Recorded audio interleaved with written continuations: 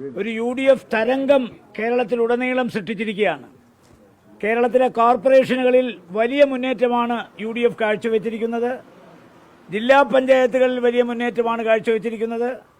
അതുപോലെ തന്നെ ബ്ലോക്ക് പഞ്ചായത്തിൽ ഏറ്റവും വലിയ മുന്നേറ്റമാണ്. മുനിസിപ്പാലിറ്റിയിൽ പതിവിന് വിപരീതമായി ഗ്രാമപഞ്ചായത്തിലും UDF തരംഗം ആഞ്ഞടിച്ചിരിക്കുകയാണ്. കഴിഞ്ഞ അസംബ്ലി തെരഞ്ഞെടുപ്പിൽ കിറ്റ് കൊടുത്ത് അധികാരത്തിൽ വന്നതുപോലെ 10,000 കോടി രൂപ കടമെടുത്ത് ഈ നാട്ടിലെ ജനങ്ങളെ ഒരിക്കൽ കൂടി കബളിപ്പിക്കാമെന്ന് വിചാരിച്ചു.